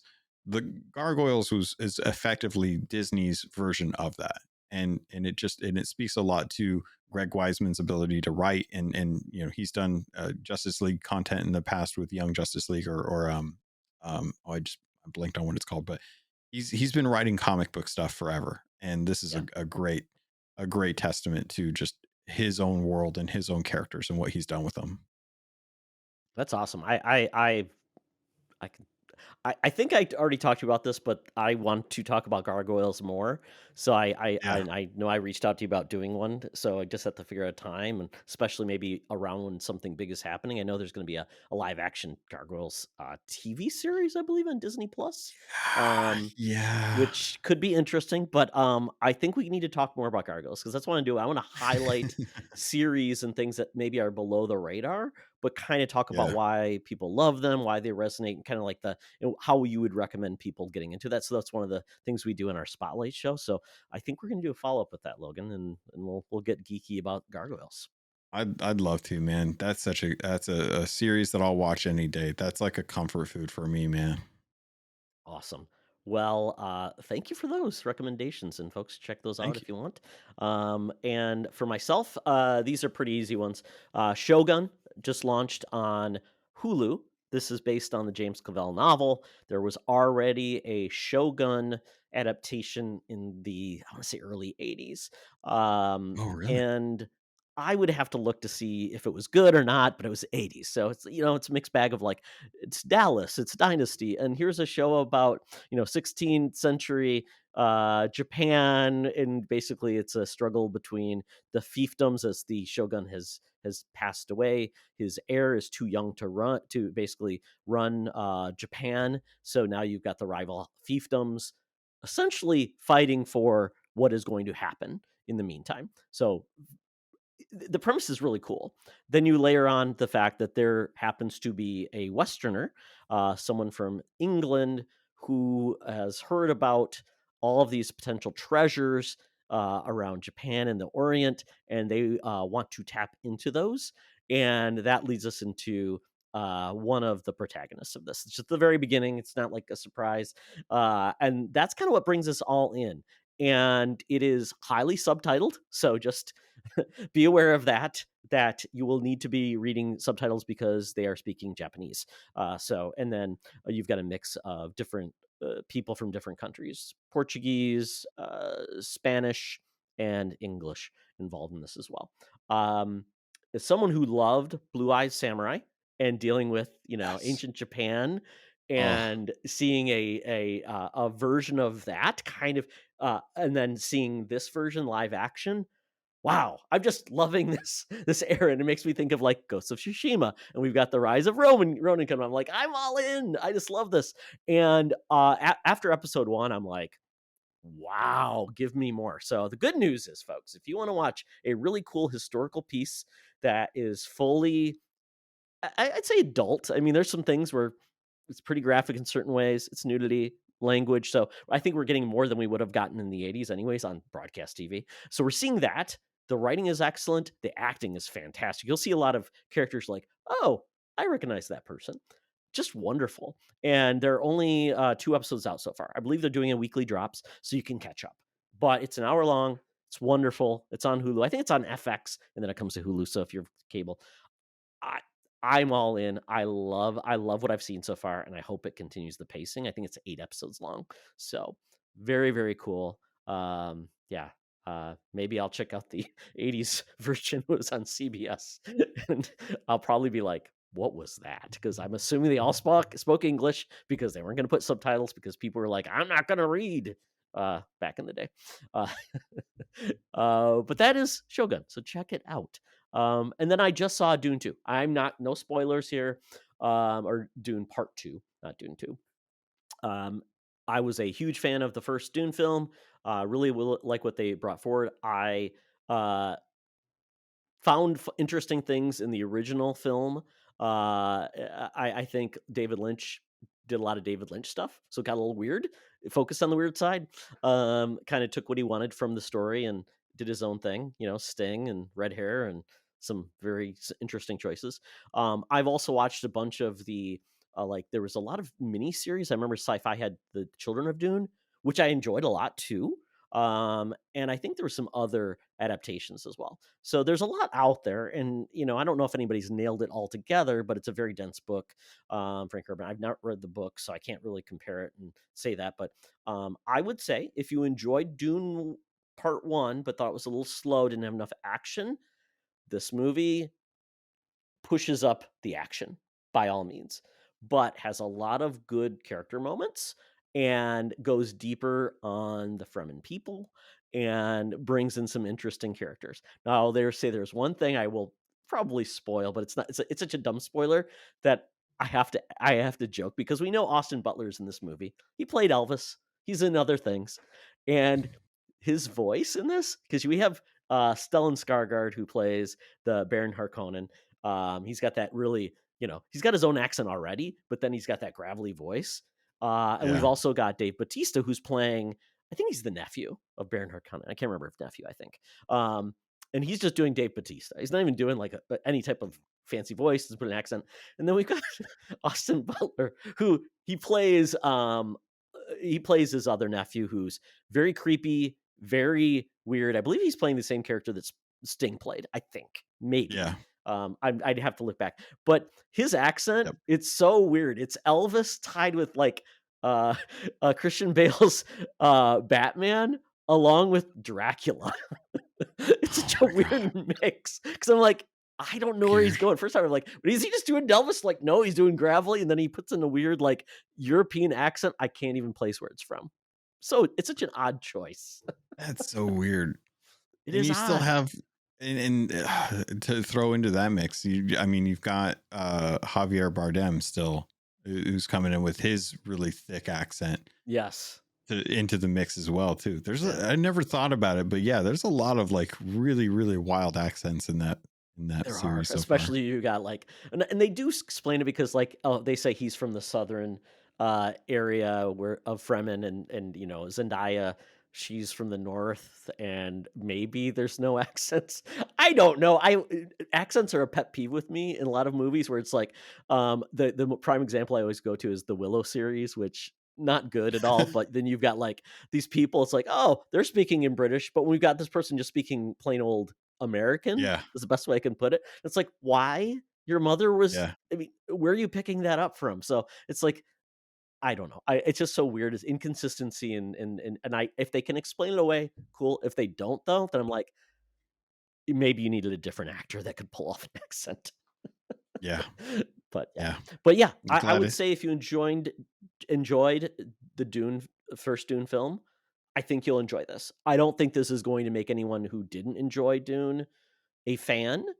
So buyer beware. But I would say there's more of what you enjoyed in the first film, but it's not going to change your mind on, I would say, the whole franchise. I will say though, Mm. you don't have to stay for the end credits because there's nothing there. So you can just either watch the credits and enjoy it or walk away. I think people are so conditioned these days that they're expecting something there. And I'm like, nope, I know Yeah. this.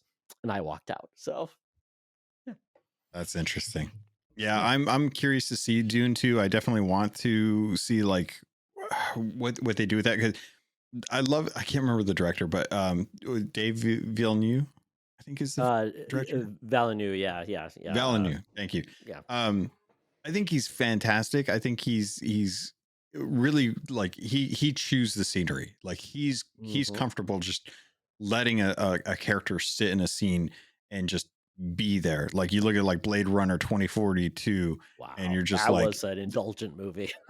yeah, it looks amazing. And you look and you're like, yeah, that dude wants to make a screenshot and just have that screenshot be the film. And they let him do it. So I was really curious, like when they did Dune, because I thought I had a lot of trouble going through the book originally, the first book. I never even got into like the child of Dune or anything, any of those. But the first movie was definitely an interesting film, just in as general. So I'm curious to see like the action that you're talking about with Dune 2. Definitely feels a lot more up my alley. It's going to be a hard sell on my wife, who was very bored with the original and or the first film. And I honestly, I don't blame her, because it's one of those films that is just it's and the trouble with Dune is that they've got so many pronouns that they toss out you, that if you're not familiar with the series, you get lost in the words. And I think that was one of the biggest issues with the book as well, is it's like when you have It's so a many Bene like, Gesserit. I don't know. yeah, It's a lady that speaks what is loud. it? Yeah, like there's so many little pronouns that they throw out to you that they do not like go into detail at all, that the book does, but it's like you got to keep track of all that. Yes. It does a disservice to folks that are trying to get into the actual series, as opposed to just being something that is catering specifically to the fans. Yeah, it's definitely you have to take notes. It's kind of like when you first start Game of Thrones, like how many houses are there? Who is Oh who? my And God. keeping track. I mean, I need a chart Yes. for the thing, and where are they at, and what's this town called, and why do they call that thing a thing? I don't know. Yeah, I'm just gonna Yeah. go with it, and maybe I'll remember that. Yeah. I do sometimes get frustrated when the terminology or something else distracts your brain. So then you're like thinking too much on like, okay, that I gotta remember that thing it's called, but then we're moving forward, meeting Yeah. new characters. So yeah. So I like I said, I think if you enjoyed it, I do feel the pacing was better in this one. So maybe Good. that's going to change the people. And I think I like some of the new additions of the cast. And I would say Dune 2, Dune Part 2. Enjoy if you enjoy those things. Yeah. So that is it for the Geek Easy. It's time to wrap up our gear, get our bags ready, and we're going to take a flight down to the place we call the Thunderdome. Welcome to another edition of Thunderdome! Thank you, Tina. The mutants have been gathered for a topic or a game to be entertained. And this week, we're doing a topic. So I think we're in a very strong age of adaptations.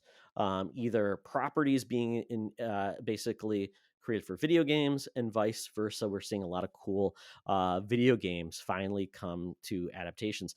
We haven't always gotten quality adaptations, especially in the video game realm. But I thought that we would talk about that because I think we've got some big things coming out with the Fallout series coming out in April. That's going to be awesome. We have Last of Us Part 2 coming out in 2025. We're hearing about some other adaptations coming, the Mario movie, so on and so forth. And we don't always see it the other way. We don't always see a lot of properties get adapted for video games these days or handled well. I would say some of the most recent ones are like The Expanse, got a Telltale-like adaptation. We sometimes when we get like the Sopranos game from like the from the PS3 era that was absolutely horrible. So it's a mixed bag at best. And hopefully we're going to move on and we'll get both good adaptations on both sides. So with that, Logan, so my first question to you is, what would be on your wish list for future adaptations of video games to another media format, TV, movie, or animation? I would love, and it's funny because I put out a tweet about this and I didn't realize this was going to be the I knew this was going to be a question, but I didn't realize at the time of tweeting that this would be a perfect example. I would love to have a movie that is based around StarCraft. StarCraft is one of those worlds that, very much like most sci-fi films, revolves around smaller characters like Star Wars, kind of focusing in on like Luke, Leia, Han, and Vader. StarCraft is very much like that. There's a rebel of people who are outside of major factions who are having to deal with a huge war.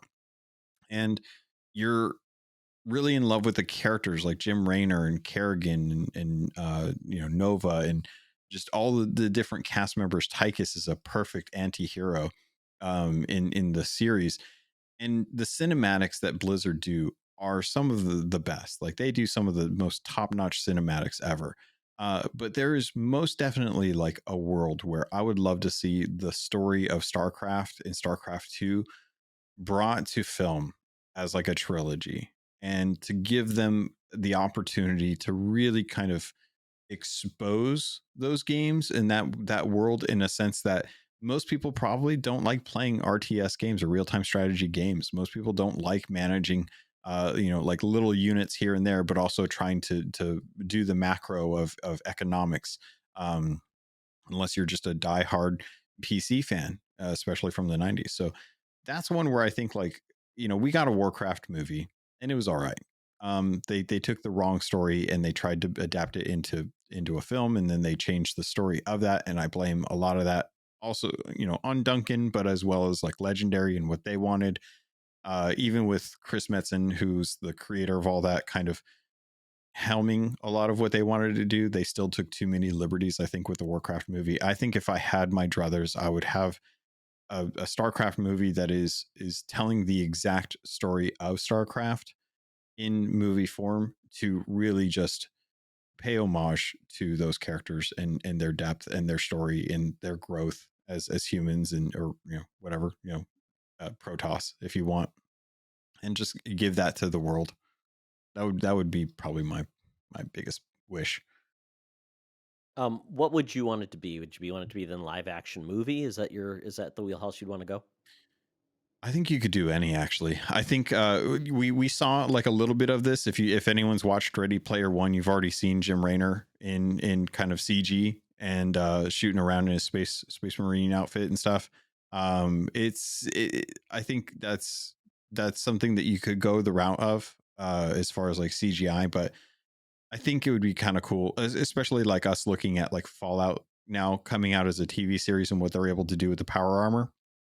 I think that even just cosplayers have made amazing versions of wearable armor that does not weigh a ton, that with stilts you can actually look like representative of the scale of those suits that the Space Marines, like little Terran Marine guys had back in the day. And you add with that Starship Trooper level CGI for the Zerg and Protoss, and I think you got yourself a pretty good chance at making a live action with that. It's interesting, as we've seen like the Halo adaptation, where it's a mixed bag for a lot of people. Totally is. I think one of the things we do know, though, you feel like some of it is influenced, like certain things are sacrificed because of budget. You can only do so much with what you got. So maybe a movie where you condense that budget versus trying to make it like 18 hours long, that you're not going to be able to do that because you don't have enough budget. Maybe a movie is the better way, because 2 hours of that, you can do everything visually you want, and then you can stick to a story versus trying to draw it out into like, a schedule. Maybe that's a better format. Maybe 100%. Yeah. And focus in on just a couple characters. One of the things I think I loved one of the things I love about films is when they have a giant big issue going on in the world, but you don't really care about that. You only care about like a couple characters. Like I think of the original Cloverfield movie is a perfect example of like there's a monster attacking a city, and that's just the stage of what's going on.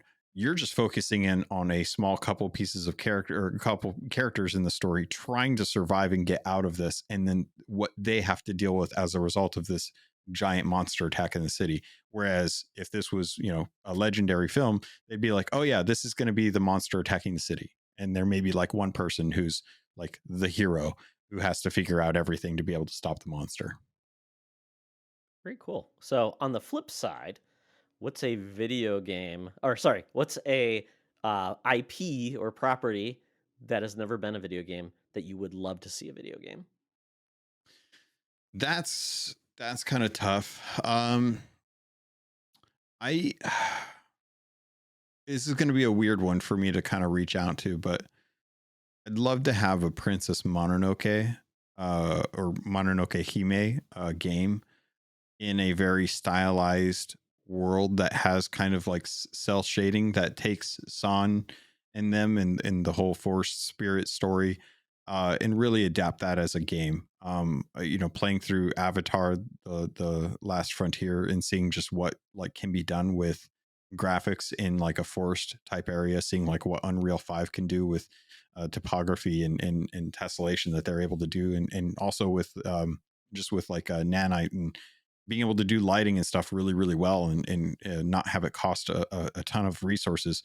I would love to see a kind of feudal Japan era style of game like Ghost of Tsushima, but focusing around the saving of the forest and the saving of the forest spirits versus a world where people are trying to mine out ore from the world to be able to create guns, to be able to create technology to survive against other humans in a time where worlds are colliding.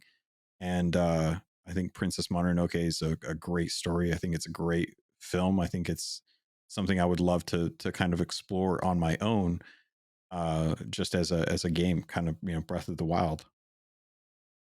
I was thinking about it because when you said Princess Mononoke, I think of like Miyazaki and his art style, and I'm like, I remember a game that was using that style in a pretty cool way, and that was Ni no Kuni. And I'm like, well, Yep. maybe get that studio. I think it was like Yeah.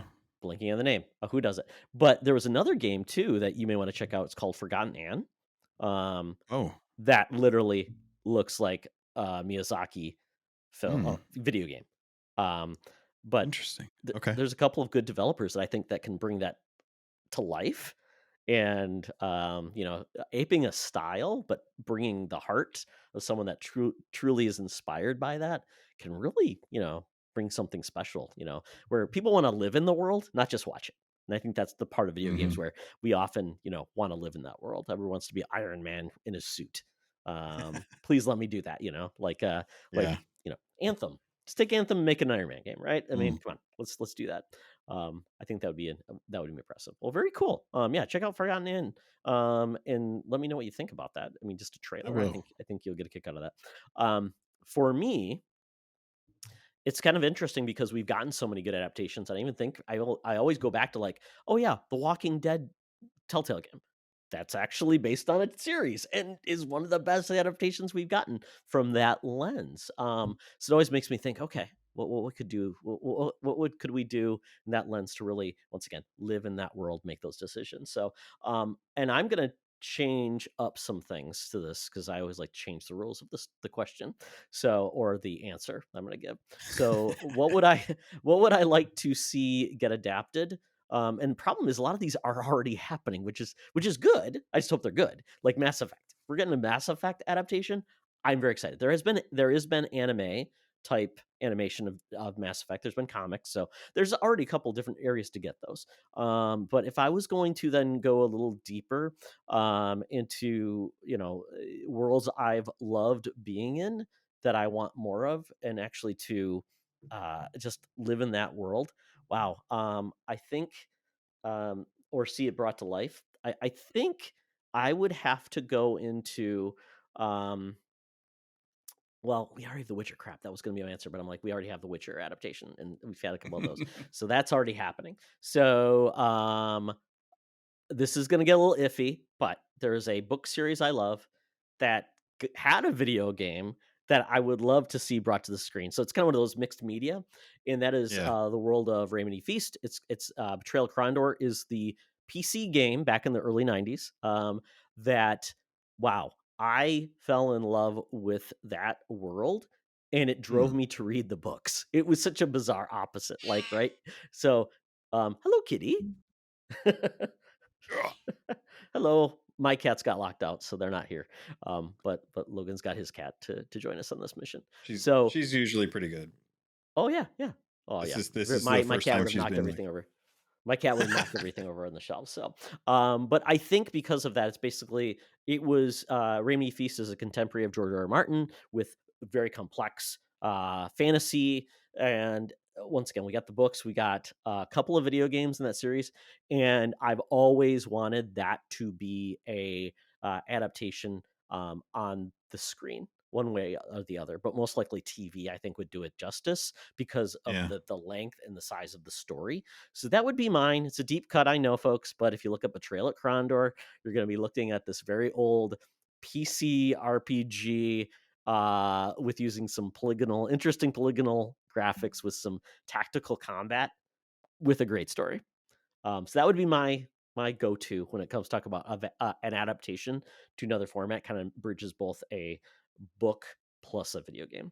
On the other end, this is going to be a cheat. I would love to see Avatar finally get a good video game. I know it's a cheat because there's Are been you many Avatar video games, but they suck. there? Yeah, I feel you on that one. I was just thinking about Avatar and Demon Slayer is like the two where I'm like, I don't Oh know if yeah. these games are any good, but man, I would love to have a good Avatar game. That'd be fantastic. I mean, it's kind of and make it more like I don't know. Would it be like an open world? I'm just trying to think the way you could really bring that world to life. Would it be more of like a Mass Effect where it's like you've got conversations and growth of characters, growing relationships? Um, I like the idea. Keep it narrow, keep it very linear. Just let you go from from waking up and then travel to the different tribes and let Aang grow with his cast of characters, have his characters be commentary to his learning and his experience, but keep it very focused and narrow in on just like him trying to become the avatar and learning that. I think you could tell a tight little 30 hour story with that, maybe. I'm wondering. Do you remember the old game? It was a BioWare game. Was it Jade Empire? Jade Empire. Yes. Would that be an interesting take? Because Bioware did great, character moments. Yeah. The combat's a little different, but you could play with it. Obviously, it'd be different than that game because kind of like Knights of the Republic, that style of gameplay doesn't really exist anymore. I wonder, Yeah. obviously Bioware is kind of buried within EA right now, but it would be kind of Yeah. interesting of like who would be the right studio, the style of bringing that world to life and bringing those character moments together. I'd say the team behind Baldur's Gate 3, but I don't want a turn-based RPG in No. that matter. Yeah. I would want it to be action based. Yeah. I'm not sure who would be good. I don't know. There's so many indie studios out there that are able to really kind of come up with some fun designs on stuff that would be interesting to see. Like if you could get a studio that not anyone's really like familiar with to be able to play around in that space. But yeah, I would love an Avatar game that's like really nice, really fun to play through and kind of tell a story as opposed to just being like a battler most of the time. I'm just playing Banishers right now, and I think about that Don't Oh, Nod nice. studio. They do great Yeah. relationships, and they're finally working on like some real time combat, which they do with Vampire, and now with this game. And it's like I just see their evolution to not just be the strange. Was it what was the game they did? The series was it Strange? The relationship games where there was a lot of The Mask of character. Medan. Oh, I'm Did blanking they on the do that? name. Colors that Oh, oh my gosh. Yes. You know what I'm? And I think we know where we're I know where talking you're about. I know where you're going with it, but Yeah. yeah, but I can't think of it. Like my brain is just stopped at this point. Yeah, but But yes. that's a game that's more focused on like relationships and decisions, and there's really not much action in those games. But Don't Nod really started with those games, um, and then they've developed into like kind of getting some more refined combat and things like that, which I love because I like a little bit of a mix. So maybe they could do it. But yeah, to your point, there's so many studios that I could think Yeah. could take that property, even if it's not Avatar. Go to Korra. I mean, Ooh. because that hasn't Don't been tease me. touched yet. So yeah, Don't- well, don't tease exactly. me with a Korra game. Well, there we go. I think that is a good point to end the show. Everyone who's listening to this, if you listen to our thoughts and think, I don't like that, or great, let me add on to that idea, or you have your own thoughts on these, let us know. We want to hear from you in our Discord on all socials. You know where to reach us. And we'd love to hear more about your thoughts on, things we should check out that might lead us to like, oh, this could be a great video game or a great movie. So with that, Logan, thank you so much for joining us. With Thank you. that, tell people where they can reach you.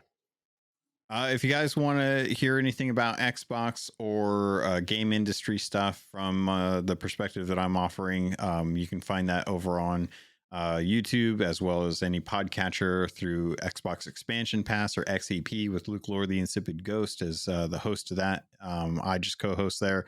If you want to learn more about Sea of Thieves and piracy, if any of that conversation sparks your interest, or you heard about Sea of Thieves and want to know more about it, if you're like a PlayStation player, and that's coming up in April, definitely check out the Keelhauled podcast. That is a 6-year podcast that I've been doing for just one game. Somehow every single week. I think I've only ever missed like maybe 3 weeks out of all the 6 years. And that's something that you can look forward to every Monday. Outside of that, I'm on social media at CAPT_LOGUN, because that's just it's a mix of love between Logan as Wolverine, but also Trigun as in Vash the Stampede. So if you know those references, then kudos to you. Very, very cool. My son's named Logan, but spelled with an A. So there you go. Awesome. Yeah. If you want to get into the world of Sea of Thieves, Logan's a great resource for that. Also, check out the XCP Discord. You have to be a Patreon, but you can obviously check out their stuff. They have a great Discord group. So once again, folks, check out his stuff. With Secret Friends, you can go to Threads at Secret Friends Unite, at Toxtra. Follow me there. I'm also on the Twitters at Toxtra and at Secret Friends U. Check out our Discord. It's a lot of fun. We talk about everything: tech, food, video games, goofiness. It's a lot of fun. And then check out our Patreon. Get a 1-week free trial and see what we're up to. And we're having a good time. So with that, Logan, thank you so much for joining us this week. Remember, folks, be the hero, not the villain. This podcast is part of the Secret Friends Unite podcasting network. Visit secretfriendsunite.com for more great shows, articles, news, reviews, and more. Secret Friends Unite podcasts are available on Apple, Google, Spotify, and other podcast services around the world. If you'd like to be part of the conversation, you can join us on Facebook or our new Discord server, or follow at Secret Friends U on Twitter. Please subscribe to Secret Friends Unite on YouTube and visit our merch store at tpublic.com. Just search Secret Friends Unite. Thanks for listening.